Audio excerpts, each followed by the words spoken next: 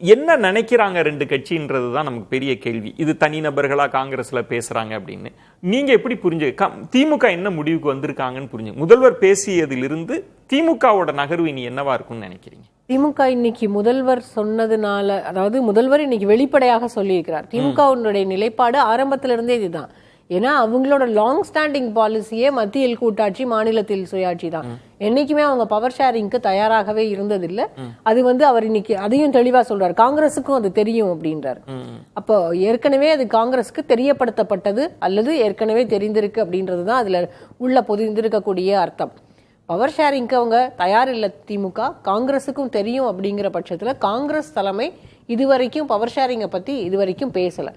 மாணிக்கம் தாகூரோ இல்ல பிரவீன் சக்கரவர்த்தியோ இல்லை இன்றைக்கு நாராயணசாமியோ இதை பேசி இருக்கிறார்கள் அப்படின்னா அவங்க ஒருவேளை அவங்களுக்கு காங்கிரஸ் தலைமையினுடைய சமிக்ஞை இல்லாமல் பேசியிருக்க வாய்ப்பு இல்லை அப்படின்னு நம்ம புரிஞ்சுக்கிட்டாலுமே கூட எனக்கு தெரிஞ்சு இது இந்த சலசலப்புகள் எல்லாம் தொடரும். ஆனா 22ஆம் தேதி டிஎம்கே குழு அமைச்சு அதுக்கு பிறகு பேச்சுவார்த்தை தொடங்கிய பிறகு என்ன பேச முடியும்? போய் நாங்க தான் ஏற்கனவே பவர் ஷேரிங் இல்லைன்னு சொல்லிட்டோம்ல, எங்க தலைவரே தெளிவா சொல்லியாச்சுல, அதுக்கு பிறகு அதிகாரத்துல பங்கு எதுக்கு கேட்குறீங்க நீங்கன்ற முதல் கேள்வி அங்க வரும். அப்போ கூட்டணி பேச்சுவார்த்தை தொடங்குவதற்கு முன்பே இதற்கு திமுக முற்றுப்புள்ளி வைத்து விட்டது. அப்போ மணி அவர்களும் பிரியன் அவர்களும் சொல்றதுதான், இந்த டிமாண்ட் இருந்ததுன்னா வர வேண்டான்ற இடத்துக்கு கம்ப்ளீட்டா க்ளோஸ் பண்ணிட்டாங்க. இனிமே நீங்க பவர் ஷேரிங்க்கு இங்க அதுக்காக நிக்காதீங்க. நாங்க அதிகமான எண்ணிக்கையில நாங்க ஜெயிக்கிறோம், அதிகமான எண்ணிக்கைகள் இல்லாமல் மைனாரிட்டியா இருந்தா கூட உங்களுக்கு அதிகாரத்தில் பங்கு இல்லை.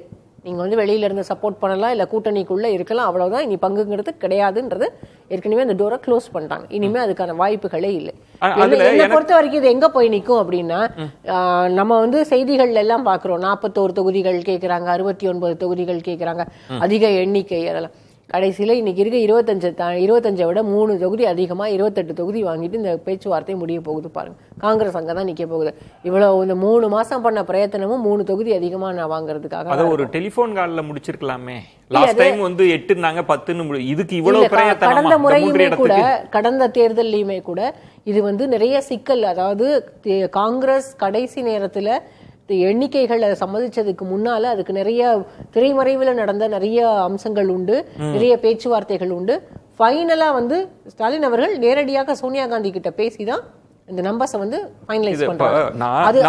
அதே நிலைமை இப்போதும் தொடரப்போகுது. காங்கிரஸ் தலைமை முடிவெடுக்க முடியாமல் தன்னுடைய கட்சியில் இருக்கக்கூடியவர்களை என்ன பேசணும், பொதுவெளியில என்ன பேசக்கூடாதுன்னு சொல்றதுக்கு கூட இன்னைக்கு திராணி இல்லாம இருக்குன்றதுதான் இதுல நம்ம திரும்ப பதிவு செய்ய இல்ல. அதுக்கு நீங்க வேற ஒரு இன்டர்பிரிட்டேஷன் இருக்கு, சொல்ல அனுமதிக்கிறதுக்கு அவங்களுக்கு அந்த இடத்துக்கு நகர்ந்திருக்கிறாங்கன்னு. இதுல நீ கவனிக்க வேண்டியது, மாணிக்கம் தாகூர் டெல்லிக்கு போறார், கூட்டம் நடக்குது, அவங்களை பார்த்த பிறகு வெளியில பேசுறாரு. இல்ல நீங்க அப்படி புரிஞ்சுக்காதீங்க. அப்படி பார்த்தா சசி தரூர் எவ்வளவு வருஷமா பேசிக்கிட்டு தானே இருக்காரு தலைமைக்கு எதிரா.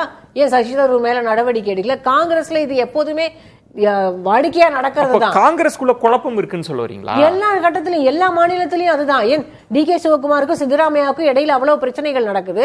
அவரை முதலமை ஆரம்பத்துல அக்ரிமெண்டே சித்தராமையா 2.5 வருஷம், இவர் 2.5 வருஷம் தான் பேசினது.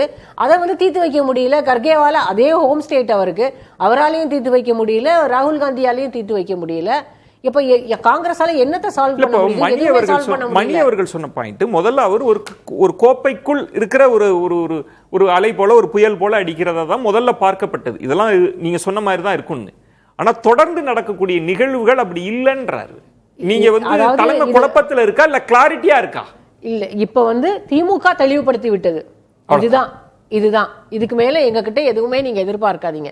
உங்களுக்கு எண்ணிக்கைகள் அதிகம் வேணுமா, 1, 2, 3 எண்ணிக்கைகள் அதிகம் கொடுக்காது. இது வரைக்கும் அவங்க சொல்லல, ஆனால் அப்படி நம்ம அதை புரிஞ்சுக்கலாம்.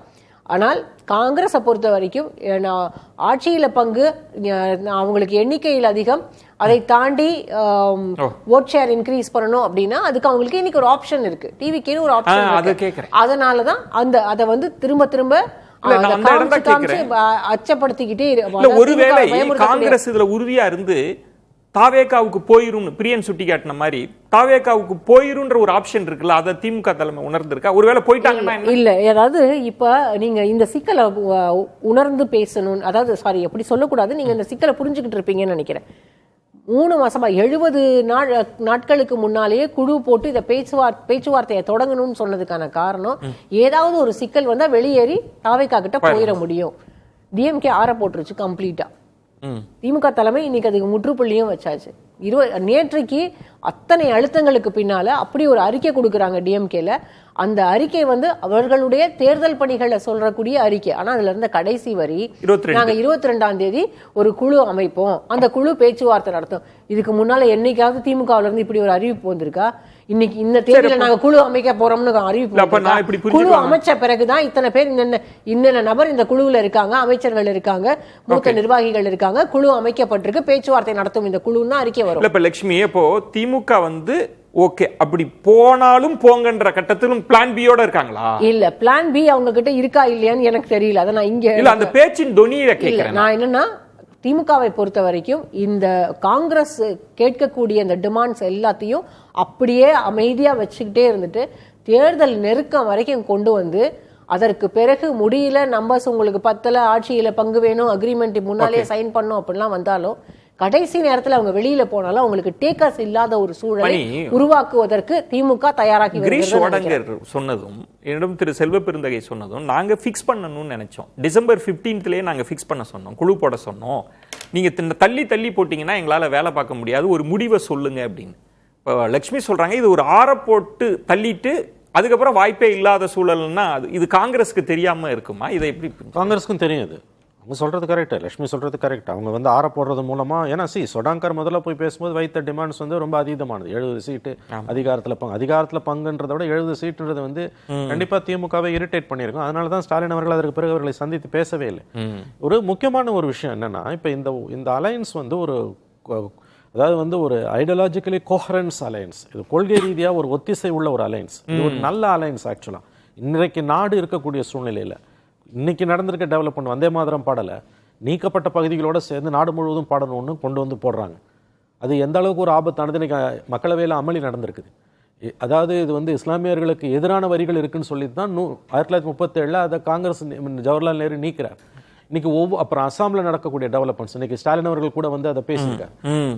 விரும்பினாலும் விரும்பாட்டியும் கூட இவர்கள் இந்த அலையன்ஸ் உடைய முடியாது. இது ஏதோ 5 சீட்டு 10 சீட்டுக்கோ ஒரு 2 மந்திரிக்கோ 3 மந்திரிக்கோ இருக்கோ அந்த அதிகாரத்துல பங்குன்றதை தாண்டி கடந்த ஒரு 22 ஆண்டுகள்ல 8 தேர்தல்களை ஒன்றாக சந்தித்த ஒரு கூட்டணி, 4 மக்களவை தேர்தல், 4 சட்டமன்ற தேர்தல், எப்போதும் இல்லாத அளவுக்கு இன்று நாடு ஒரு நெருக்கடியை சந்திக்கும் பொழுது இந்த அலையன்ஸ் உடையுதுன்னா ஐ திங்க் 2 பேருமே தான் அதுக்கு பொறுப்பாக இருப்பாங்க. 2 பேருமே அப்படிதான் நான் பாக்குறேன். திமுக சைட்ல இருக்கக்கூடிய சில தவறுகளை பேசித்தான் ஆக வேண்டும். மொத்த தப்பையும் தூக்கி நீங்க காங்கிரஸ் மேல போட முடியாது.